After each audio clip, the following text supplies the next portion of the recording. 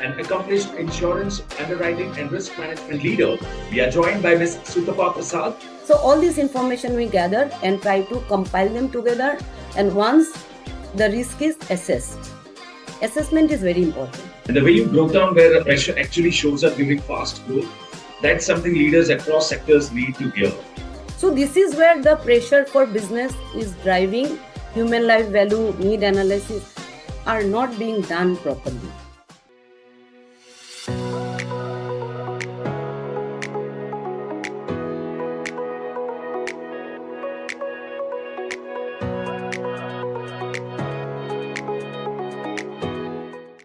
Hello, everyone, and welcome to FaceTime with Leaders, powered by Directors Institute, World Council of Directors. I'm your host, Sunny Pancholi. Now, let me ask you something. When you buy insurance, have you ever wondered what really happens behind the scenes before that policy gets issued? Who decides whether the risk is acceptable? Today's guest has been doing exactly that for over 35 years. We are joined by Ms. Sutapa Prasad, an accomplished insurance, underwriting, and risk management leader whose career spans life insurance, broking, audit, technology, HR, compliance, and executive leadership.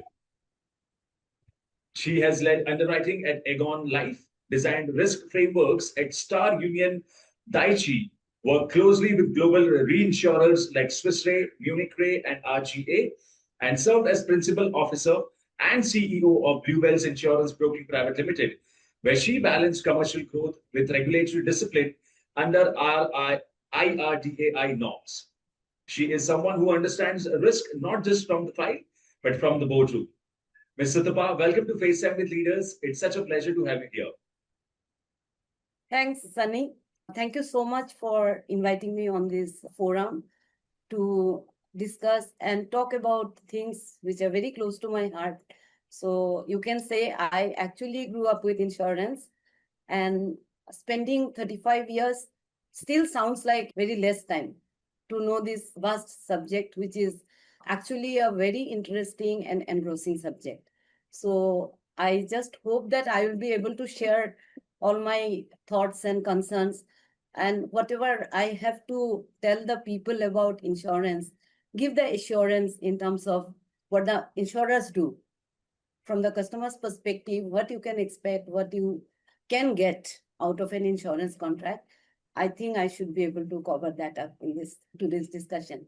That's my expectation. Thank you so much. Absolutely looking forward to this conversation, Ms. Sutapa. So let's start somewhere light but interesting. Here's something I have always been curious about. When people hear the word underwriting, they often imagine paperwork, checklist, and maybe someone saying approved or declined. But if you had to explain underwriting at a dinner table, to someone who has nothing to do with insurance, someone like me, how would you describe you really do, what you really do, and what is underwriting in human terms? Okay. So insurance and underwriting, these words sound bit technical, and a lot of people don't understand, even while buying insurance, don't understand what they are going through. So I will take a very simple analogy. I'm sure if you're in Mumbai or Delhi, the MyGate app, the entry system in the housing societies. So the MyGate app, what it does, any visitor who comes is checked for his identity, his phone number, or where he is coming from, what is the purpose. All these details are recorded, and based on the response, whether positive or negative, which doesn't fit into the criteria, the person is allowed entry into the building or the premises. That's the simplest I can think of. Now, when we come to insurance, any customer who is interested to get an insurance cover has to go through similar process as in MyGate. To draw the analogy to insurance, what we do is we look at a customer's certain profile, okay, his own details like his KYC information, his address, his occupation, his age, his gender, his financial standing in terms of income and future growth prospect, and most importantly, his health and habits, which also sometimes include the medical assessment. So along with this, we do a verification. And then once we are okay with like all his data, fits broadly into the criteria set up by the insurance company, that person is allowed in. So it means the insurance policy is issued based on his details provided by him and based on our internal criteria. So the entire process, you can say that the underwriting is the job of a gatekeeper. The underwriter acts as a gatekeeper so that every person entering the premises, which means the insurance population pool, in that pool, whenever we add a new person, that person has to be properly verified and validated before entering into the pool. And after that, once the contract is drawn, the insurance contract, I'm sure you are aware of the insurance contract being a legal contract. And this contract is basis certain legal principles. One of the foremost principles which you follow is called Uberma Fides. It's a Latin word. And this means utmost good faith. So it means when the customer is entering into a contract, he should display utmost good faith in the product, understand the product, the process, the claim procedure, everything. And the insurer on its part has to get all the information from the customer, who should disclose the information about himself or herself in the applying the theory of utmost good faith. That means whatever is important, and in insurance we call it as material information. What is material information? Any information which can impact the decision. For example, a person is in the habit of smoking, or he is into adventurous sports. This can impact his mortality. Okay, so he needs to disclose this. Similarly, his location. Anyone residing in a risky location like criminal area or war-infested area, or areas which are targeted by the terrorists, those areas are not safe for the customer. He may die without any participation in the process. So all this information we gather and try to compile them together. And once the risk is assessed, assessment is very important. So once the risk is assessed, what we do is then we decide a price on the person's insurance policy, which is called premium. It can vary from person to person, but 90 to 95% people get a standard rate. Some people with some health issues or some occupational hazard may get some extra premium. So the price is decided, risk has been assessed, price is decided, and when both the parties agree to abide by the conditions, the insurance contract gets into place. And then the policy goes on. And in case this unfortunate event of death happens, this is in the context of life insurance. If death happens or a critical illness happens, which is again a morbidity risk, we call it. Mortality risk is death by accident or by any other illness. The claim situation happens, and then the insurance company is supposed to legally honor the claim and pay to the nominee or the beneficiary who will need this money in the absence of this insured person. So I think this is what the whole thing of insurance policy is about, and underwriting plays the role of a approver, gatekeeper, and you can say also the conscience keeper of the insurance company. Because if a policy has been properly, correctly underwritten, there is no reason why a claim will be denied. It can't be. And if it is denied, we have legal recourse to the customer. Customer can approach the court, and I'm sure you keep hearing about legal cases being settled by the court in favor of the customer. Because the customer is generally truthfully informing the insurance company, and then everything has to fall in place. So this is the whole gamut of activities and the intent of an insurance policy and the process of underwriting. Wow, what a great start to this conversation. Thank you, Ms. Sutapa. And you have explained underwriting in a way that's simple yet incredibly powerful, especially the idea of keeping promises for the long term. Yeah. Absolutely amazing. Great. So this brings me to where I really want to go next. That is our segment 2, growth, governance, and the real pressure points. Now let's talk about the real world tensions here.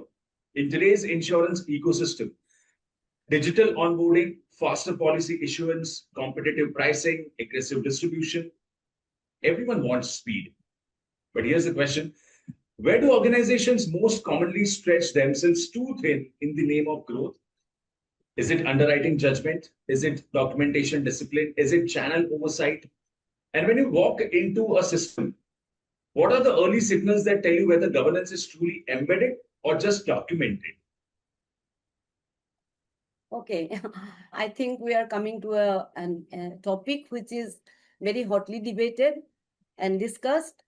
And I would really like to put some thought into this topic because I think the misconception about insurance policies being not honored or the policies are not helping the customers, I would like to put that into a perspective.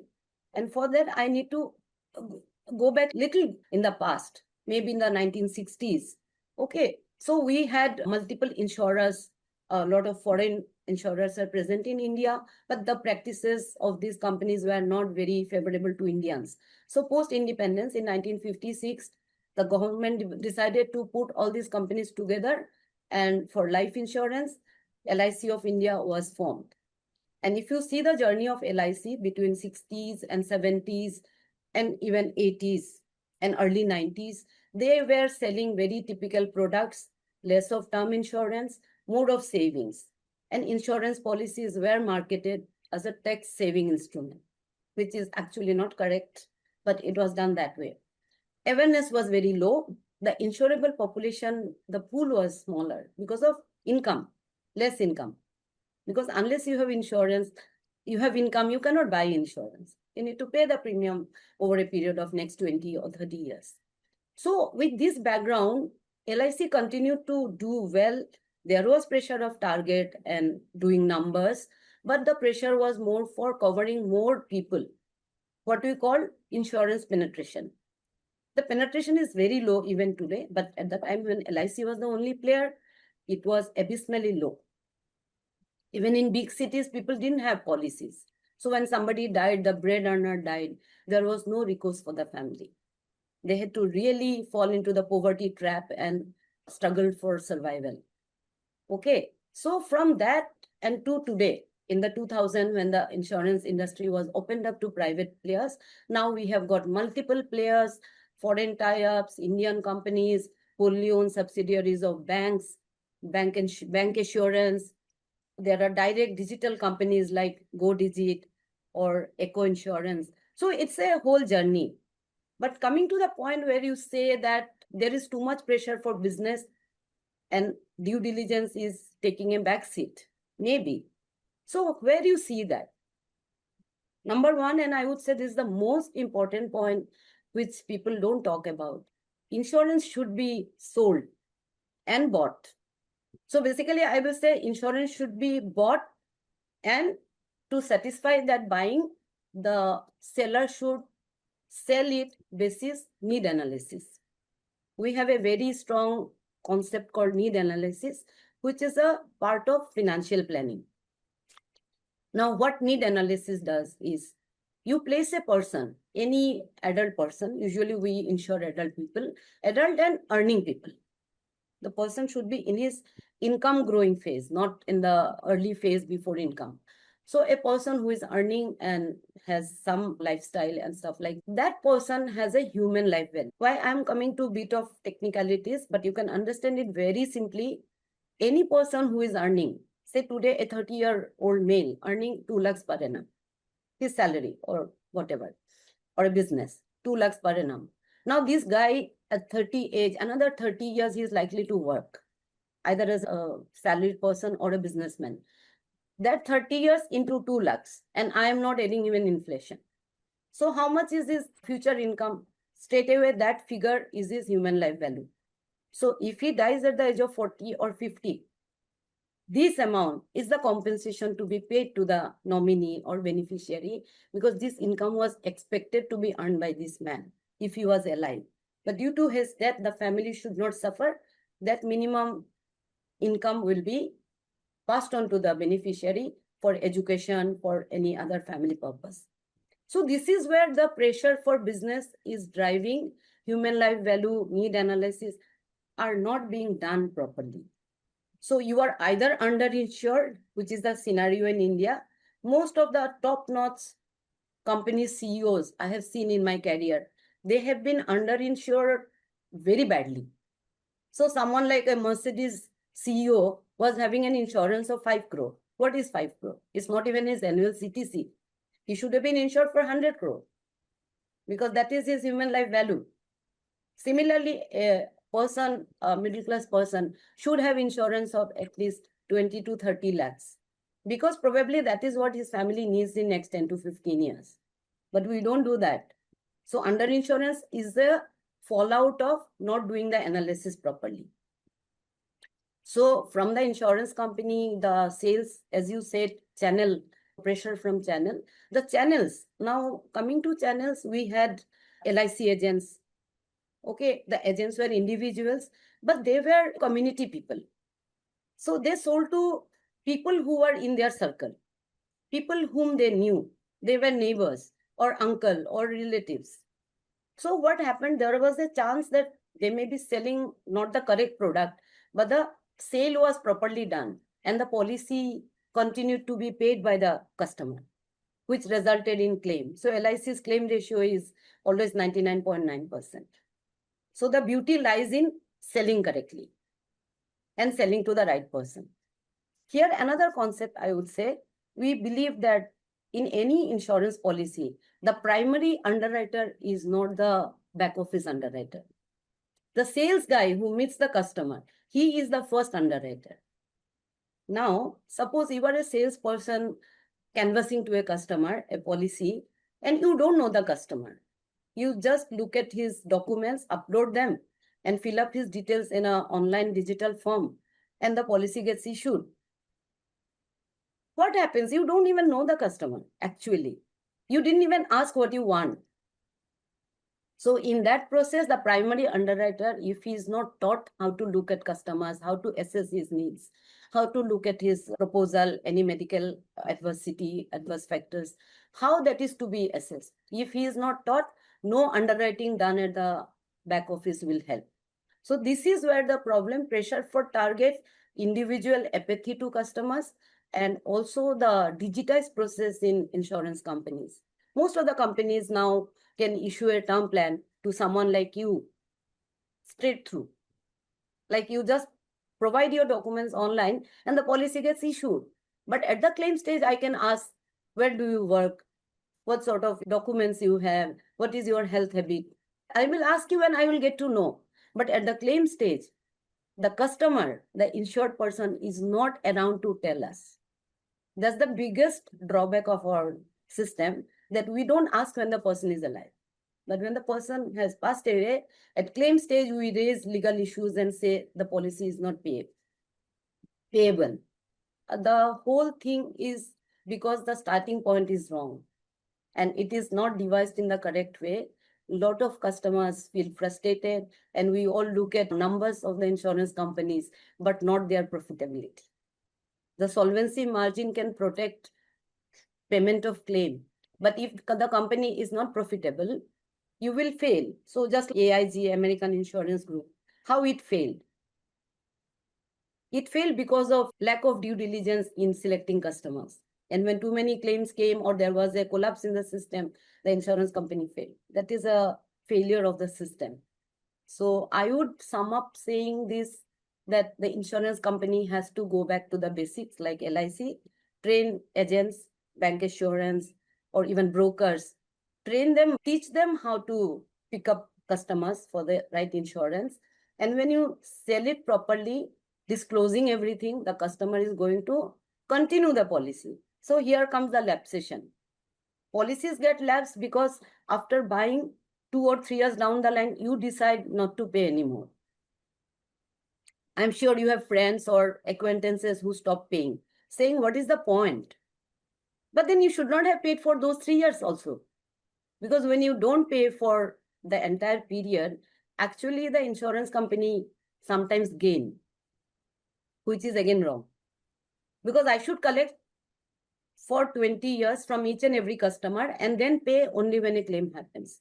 It's a pooling concept. Insurance is a pooling concept. So it fails because we don't do the due diligence to the customer and with ourselves properly. So underwriting has a big role to play. But I would say it is more the boardroom has to decide, the senior management has to put things in place. And initially some pain will be there, but the pain will be worth it to bring back vibrancy in the system and make things happen for customer as well as for the insurance company. It's all about doing the right thing at the right time. Absolutely, Mr. Sutapa. That was incredibly insightful. And the way you broke down where pressure actually shows up during fast growth, that's something leaders across sectors need to hear. All right. Continuing our conversation, Ms. Sutapa, you have collaborated closely with global reinsurers like Swiss Re and RGA, while also strengthening underwriting guidelines within Indian insurers. Now, how do you balance global best practices with local market realities without becoming either too rigid or too lenient? And when a reinsurer appetite and business ambition don't perfectly align, how do you structure a solution that protects profitability without losing competitiveness? Yeah, that's quite an interesting topic. The insurance companies, we all work under the reinsurer, and usually the reinsurers take the bigger part of the risk, and the direct insurance company keeps small amount in their books. So it's, you can say, we act as agents of reinsurer. Okay, so obviously the relationship is very symbiotic, and reinsurers' biggest contribution to the insurance market is that they are like the guardians. They provide the baseline, they give us the guidelines, they provide us inputs on case to case basis, they tell us how to go about it, and they have a huge amount of knowledge bank which they share with us as and when required. So I would say the training of underwriters done by the insurer is of top notch, very good quality of training both in India and abroad. They keep conducting training. I myself have been a big beneficiary of reinsurer training across the world. And I would say the input provided by them, the latest cutting edge technologies they provide. So any global phenomenon like new type like COVID, they were seeing it much earlier. For example, the progress in cancer treatment or stuff like that, they have seen that in other countries, in other markets. So all the benefit of knowing those things in advance and applying them to the local situation actually helps. But as you rightly said, sometimes there is a conflict. Sometimes there is a local practice which is not understood by the reinsurer. So I will give you very simply 2-3 examples. First example can be like we have NRIs and OCIs, people who obtain the foreign citizenship. They continue to be recognized by India as either NRI, which is a non-legal term. We have OCI, Overseas Citizen of India, and PIO, Person of Indian Origin. Now, all these three categories, we know someone who is OCI. These people are not insured as per the reinsurer's guidelines because they stay somewhere outside 180 days, they stay outside. That's the definition of NRI. But if you really look at it, all these people keep coming to India. They have investment, they have real estate in India, they have families in India, they remit money regularly. So do you think these people cannot be insured in India? This is not correct. So what we did, we collaborated with reinsurer, gave them enough data, and gone back case to case basis and told them that you cannot say no to each and every customer. So the NRIs, OCIs started getting insured, and now we even offer them term plan based on certain criteria. Another very important aspect of our society, we have a concept of housewife. Now, a lot of housewives, they do earn, but they don't record it. They don't file ITR, or they may contribute to the family's business, or by taking care of the family, they have a huge economic value to the household. But we don't recognize, and usually LIC did not allow housewife much insurance. But when I was working for Aegon Life, which is now Bandhan Life, I remember we had couple of customers approaching us for term insurance for their wives. And we actually got this from the reinsurer that we can offer term insurance to housewives, but the basis will be 50% of cover to the main bread earner, be it a wife or husband, which was very logical. So it protected our interest. It ruled out any moral hazard of over-insurance of a housewife, and it satisfied the customer's need, which was not fulfilled till then. So this type of interaction keeps happening and it benefits both the parties. That's what I would like to put it. Ms. Sutapa, that perspective is so grounded and really shows the complexity of balancing external expectations with internal realities. And I love how you brought out both the tension and the resolution. It makes the challenges tangible and real. Yeah. We So have you have we have many such cases actually, but I think these two were very prominent, which I noticed. absolutely. So you have worked across underwriting, audit, IT infrastructure, HR governance, reinsurance collaboration, and then stepped into the CEO role. That's a rare 360-degree view of risk. So how did moving through operations, audit, and technology at LIC and LIC Housing Finance shape the way you later designed underwriting frameworks and distribution models? And do you think leaders who haven't seen the system end to end miss critical blind spots when making growth decisions? Yeah, that's a very interesting take on this, my CV, I would say. So I have done a whole range of things, mainly back office, but as a CEO principal officer, I was also handling part of the sales. I would really put it this way, my early exposure to the back office operations like finance, IT infrastructure, investment, I have done couple of years. I have done audit. I have worked in audit in a junior level and also at a HOD level. So all this experience, and also a very important fact which I do recognize well is that I worked in the PSUs for many years and then I moved to the private sector. So I have the advantage of looking at both the system in a very objective manner because I got the benefit of huge learning, the past experience of my seniors in LIC, and we were very well trained during my training days. I was telling you about that exposure to PSU and the private companies. It really helped because I had a vast body of knowledge to refer. When I joined a startup insurance company, I had to design each and every form and underwriting manual and guidelines for operations. I had to train the sales. This helped me because of my LIC exposure. Now, coming to the private sector companies, because I joined a startup, I did everything. I had to collaborate with reinsurers for each and everything from day one, which in an established company you may not do. So this was very advantageous for me because my learning curve was very steep and very fast. Secondly, when I joined the Aegon Life, it was an only online product company. It was a pioneer in online term insurance. There I really understood how what you call B2C. B2C was experienced by me firsthand because each and every customer who came to Aegon Life for a term insurance, that customer was ready to provide every information which we needed, sometimes more information than we needed. So it is a case of rising awareness of customers and also coupled with our processes.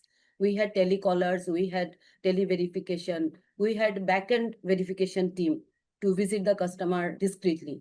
So all these things helped me because of my background in LIC, where it was agent-driven. And now I moved to the other spectrum, which is like online customers, whom you only see on the platform. So this really helped. And my experience in HR, I also did an MBA in HR from XLI Jamshedpur because I really wanted to understand what this HR management is all about. It really helped me to set up my team. And while building team, I could ensure that there is a lot of cohesive element in the team because in underwriting, it is never a one-man show. It is a collective knowledge. And underwriters have to always move with times. They have to have both technical knowledge, financial knowledge, and also knowledge of the socio-political environment, which I was able to provide because I was operating from a paradigm of team rather than I being heading the team and just signing off cases. So I would say this really made me the leader I am. And all these experiences came back when I was working in the Bluebells insurance broking as a CEO and principal officer, playing very difficult role. One was the legal role. Other side, we had to build a top line and bottom line. So I set up processes based on my past experiences. And I learned a lot from the younger colleagues I had. So I think overall, my journey has been very fruitful and satisfying, I would say, covering all the verticals. Great to hear that, Mr. Sutapa. And the way you connected your broad experience to practical frameworks is fascinating. It really shows the value of seeing the system end to end. Uh, all right. So before we zoom back out into the larger leadership landscape, let's shift gears a little. Let's move from structured risk to spontaneous answers because it's time for our segment three, which is rapid fire round. Okay. Short questions, quick responses, no overthinking. Okay. So shall I shoot you with the first question? Yeah, sure. Okay. So what's the very first thing you do when you start your day? Pray. All right. One book, business or otherwise, that truly shaped the way you think. 7 Habits of All Effective. right. Absolutely. That's a must read. Okay. Next question. One habit that has quietly made you a stronger leader over the years. I think I believe in people. Nice. So when the pressure builds, and I'm sure it does, where do you go, physically or mentally, to reset? Nature. I'm a nature lover. Go back to nature to get the right message. Great. Next question. One food you absolutely cannot say no to. I love ice cream. Okay, nice.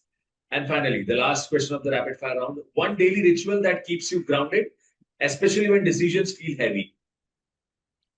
I pause. Pause and reflect both. Okay, great.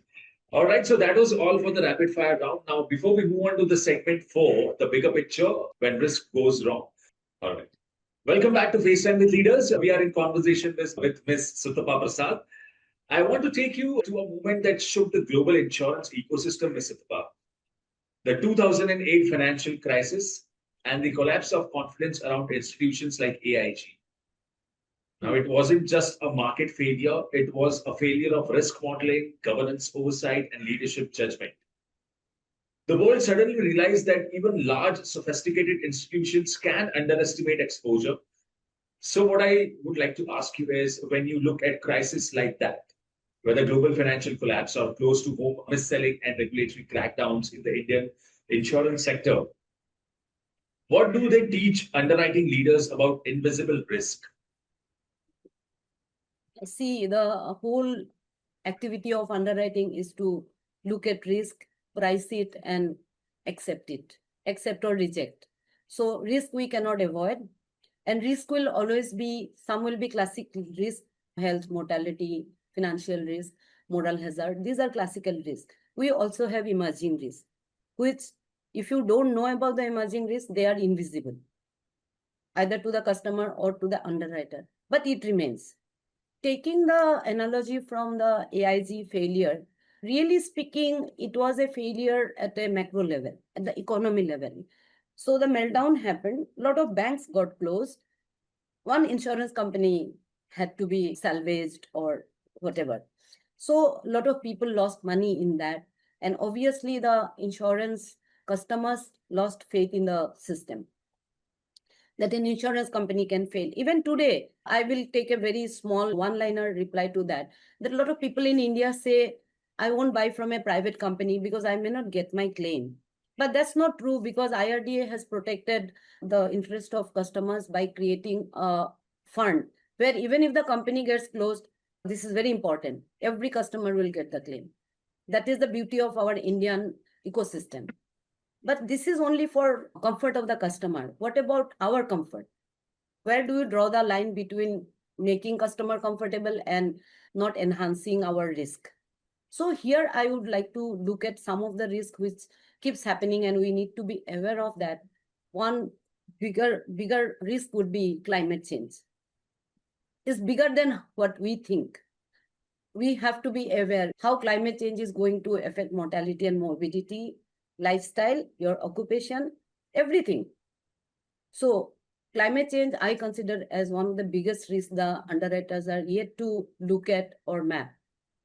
Number one. Number two, terrorism. It's all over the world, which can result in war also, or there is some conflict going on in Gaza or some other place, Afghanistan.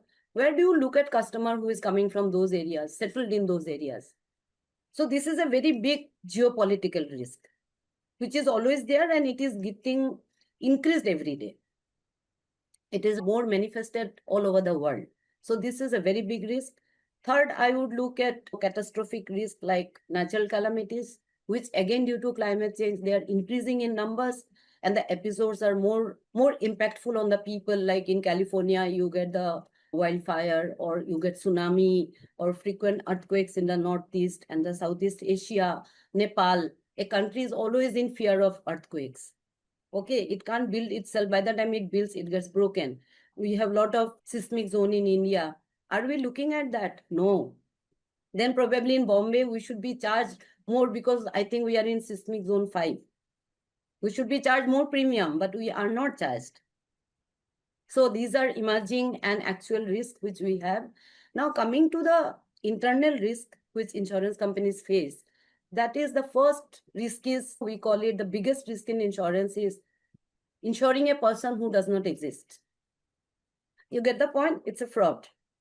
So today, in 10 years back, when I had seen fraud cases, bulk cases from one geography or location being fraudulently bought and claim was raised, sometimes we paid, sometimes we didn't pay. But that experience was based on manipulation of documents. But today, if you see very closely, AI is something, a technology which has already come in our life. Today, your or my photo can be copied anywhere in any form. My documents, my address is with thousands of people because I give my Aadhaar to people, right? So don't you think there will be a lot of fake insurance through AI? And it can be done so perfectly that you can't even recognize it because the AI documents look more real than the actual document. So I see AI and the digital process as a very big risk. And in that, my take is that every customer today in India has a smartphone. And with smartphone, he is like digitally educated. So the democratization of digital world has led to a situation where insurance companies can be taken for a ride. And this is a huge risk we are sitting on. And I do observe that neither the insurance companies nor the legal process or the regulators are really working proactively to protect these things. So new processes need to be brought into picture. And as I said, it is a continuous risk assessment situation, but we need to be aware of the risk first and then try to map it, assess it, and wherever possible, try to eliminate extra risk. That was such a powerful breakdown of how invisible risk actually form inside institutions. Rarely explained with such clarity. And I love how you connected global events to on-ground realities in India. It makes the whole conversation feel real and relatable.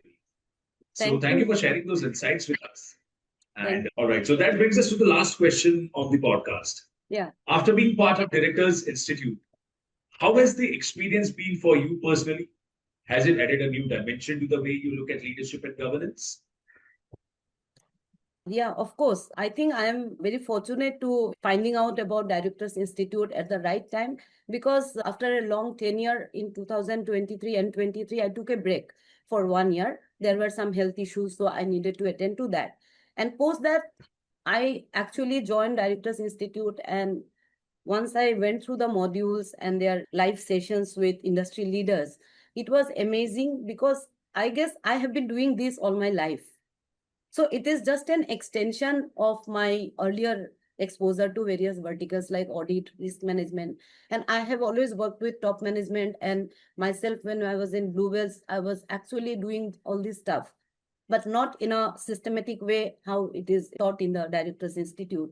So I'm grateful for the excellent support. They have top-notch technology and the people are extremely helpful. So I guess with this, my transition to the next level, where I really want to put my knowledge and my understanding of insurance for the benefit of a company, which can actually do the out-of-the-box things, which I actually want to do, but right now I need a platform to do that. So I'm extremely happy about me being part of Directors Institute, and I hope it will lead to more interesting outcomes for me in future.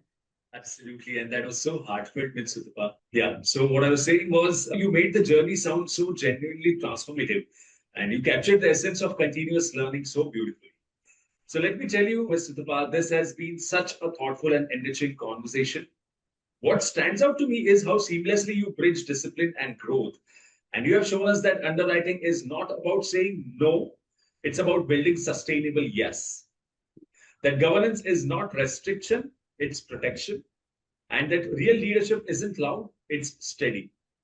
So, for everyone listening today, whether you are in insurance, finance, healthcare, manufacturing, or any regulated business, here's the takeaway. Growth may win headlines, but discipline builds legacy. And trust, once earned, becomes your strongest competitive advantage.